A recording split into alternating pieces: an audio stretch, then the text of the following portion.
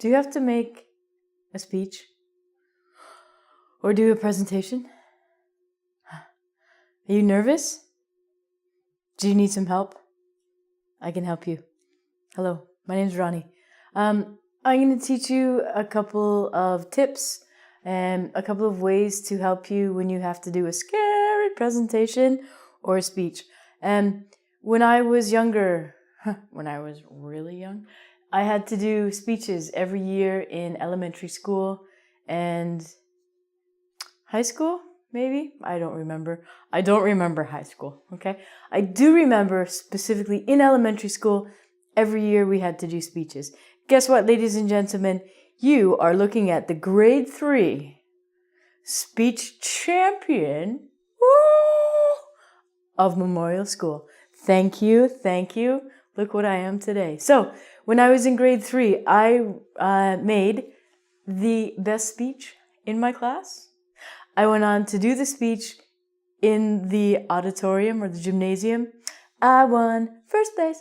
Oh yeah. I won a book. I don't like books. I was like, I got a book, thanks. Okay. I was 8 years old. I wrote a speech. I delivered the speech and I won. I'm going to teach you what I know. This isn't a foolproof way, but this is how I do it. And maybe this will work for you. How to make a speech or a presentation. Speeches and presentations are, of course, different. Speeches are more what you want to tell people about an interesting topic, and presentations are usually more work-based, but sometimes they overlap. Sometimes in schools, you have to do a speech, and also you will probably have to make a presentation about maybe a boring topic that the teacher gives you, like World War II. How mundane. So, the very first thing that I'm going to tell you about is how to actually form or make a decent speech. Sometimes this is unavoidable, but maybe if you can, choose a good or interesting topic. When I say interesting or good, the only person that needs to think this is interesting is you. If you have a wide open topic, for example, your history teacher goes, World War II. You go, oh God. Okay, well, I know the history of World War II and the terrible Hitler and all this stuff went down. So what you're going to do is you're going to try and choose a different angle, a different topic, or a different way to present the information that no one's heard about before. So, if you have the opportunity to choose your own topic and the teacher doesn't give it to you, wide open spaces, choose what you like. What's your hobby? What's your passion? What do you like to talk about? Choose that, bam, make a really interesting presentation or speech. If you're excited about the topic, then the other people will also feel your enthusiasm or feel your excitement, and it'll be a good speech or presentation. So 1, choose a good or interesting topic if you can. Number 2, this is really important. If you are given a topic, I know it might be boring, know your topic or know your content. Nowadays, you can just go on to the the good old website, the internet, and you can blob the information off of Wikipedia or off of any kind of web page that you want, throw together a speech, stand up in front of everyone staring at you, yabber, yabber, yabber, jabber, jabber, jabber. Then at the end of it, thank God it's over, someone's gonna ask you a question. Oh God, I don't know the answer. Because you didn't research it, you just copied and pasted off of the internet. You can do that, whiz through it, ask a question, I don't know, speech is done. But if you have to do this for work, if your boss gives you a presentation or a speech to do for work, and it's really important, know your stuff. Know maybe what the people are going to ask you. Think of questions you would ask someone giving the same speech. As long as you know the information, your confidence is going to go like this. Your nervousness or your anxiety is going to go like this. If you are confident, you know the topic, you know in and out everything about it, You're going to be the expert on it and it's going to rock, okay? Next one. Know your audience. Who are you talking to? Are you going to be speaking to people from other countries? Does everyone know and understand your language? Or are some people from different countries and have a hard time knowing your language or don't really know? Or you have to make a presentation in English and English is not your first language. Cool. Don't worry about it. Relax. Take your time. But know who you're talking to. If you have to do a speech to people who are children, you have to use vocabulary and language that the children know. You also have to talk to them in a way where they understand and respect you. If you're doing a business presentation and it has to be really, really formal, so do you. You have to know what you want the people to get out of it, and you have to know who the people are. Really important. Next one.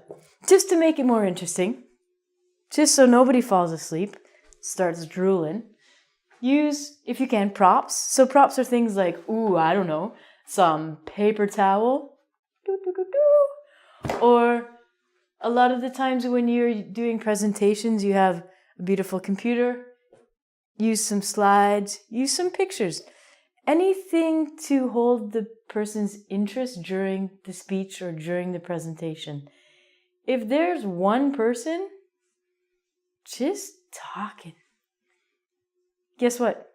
I'm going to turn off. I'm going to be so bored and I'm not going to listen anymore.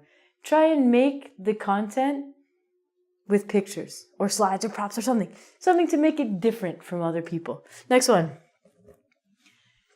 Do you like making presentations? No. What about speeches? Do you like speeches? No? Okay. One way to maybe start a speech or start a presentation, grab the audience's attention. Don't grab the audience, grab their attention, is to start your speech or start your presentation with a question. It's kind of an old technique, but it works every time. Instead of going up to the front and going, today I'm gonna talk about elephants. You're gonna go, hey, do you like elephants? Have you ever ridden on an elephant? No? Go ride an elephant. If you grab the audience's attention at first, the more people are gonna like it, they're gonna listen to it, and it's just gonna be more fun. Problem.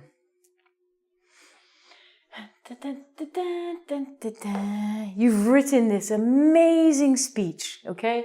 You've got a great topic, you know all the information, someone's going to ask you a question, you got the answer. You know the people, you got some slides, you got some props, you've got it, awesome. But, oh my God, you are so nervous, okay? You're anxious, you can't sleep the night before, during the presentation, before the presentation. You're really nervous, you're shaking.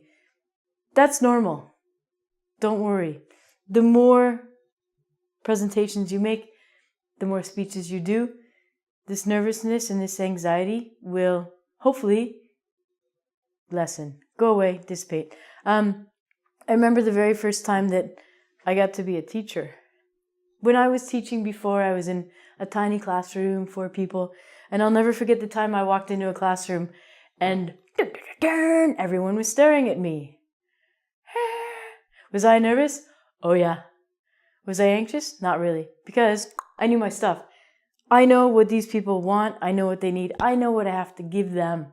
So, you are nervous? That's cool. Tips to combat nervousness.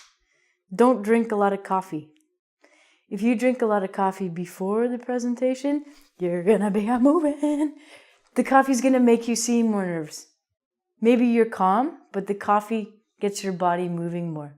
And people have always said, when you're making a speech or a presentation, do not move around too much. I disagree.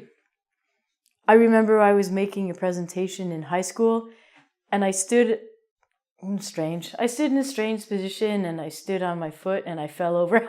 It was hilarious. I fell. I almost hit my head on the board. The whole class was like, oh, are you okay? I thought it was funny. Who got extra marks? Me. because I was able to laugh at it and continue going. Bad things might happen. You might fall over. But if you deliver a speech like this and are a statue and don't move, it's boring. Body movement is essential when you're making a speech. You want the person to look at you. You want to make sure that they're not sleeping. You want to move around, okay? Also, it hides your nervousness. The reason why I was doing this when I was in class is because I was nervous and I was playing with my feet and I fell. I do a little dance if I'm a little nervous. I listen to music before I do my presentation so that I'm not as nervous. I think about a song and I play it. The only concrete way that I can tell you to really, really, really stop your nervousness is to practice. You've got this beautiful speech, but you don't know it. You have not remembered it. It's impossible to memorize everything. But the more you practice your speech, the more comfortable you're going to be presenting it to other people. If you go up to the front and you read off a piece of paper, your voice is going to be like a robot. It's going to be terrible. So you need to practice it so you can remember quite a lot of it. The more you practice, the more you know, the more comfortable you become with yourself saying it, and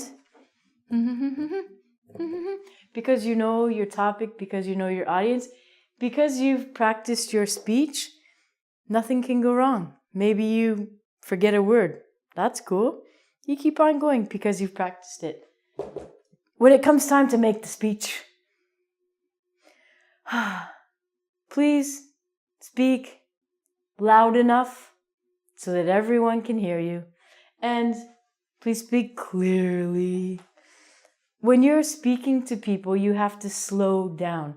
One problem I have when I'm nervous is I talk really quickly and I mumble, which means I don't say the words clearly. That's a nervous factor. Usually when I start, I talk really, really fast. But by the end of it, you pace yourself, and your speech becomes clearer. That's natural, that's cool, but try and concentrate on having a loud voice and saying the words clearly. This is really important. If someone was giving you a presentation or a speech and they stared directly at one person, let's say the one person was you, how would you feel? I'd feel nervous. So, when you're making a speech or presentation, it's really important to maintain eye contact. Not with one person, not with the floor, not with your paper, with everyone. Really, really important to look at every single person that you're talking to. Do a little room sweep. Go, hey, Bob, yeah, what's up? Pretend that you're individually looking at all the people. Don't stare at one person. That's weird. Don't stare at two people. It's like you're playing ping pong. Are you guys playing ping pong? Don't do that. That's strange. Don't stare straight ahead. Don't stare at the ceiling. Look at the people. Look at their eyes. Okay? Look at the people's eyes. Make sure they're looking at you. If someone's sleeping or if someone's not paying attention to you, if you look at them, they're like, oh, hey, yeah. Very important, eye contact. Sometimes, like I said, you've got your speech, you're nervous, you practice, but of course you think, oh my God, what if I forget or blank out or I just can't do it? Oh, what am I going to do? Well, solution, cue cards. Cue cards are little pieces of paper or cardboard that you write down your main points of your presentation or your speech. So you do not want to read or write down all of the speech because you're like this. Yesterday I saw a really cool elephant. It was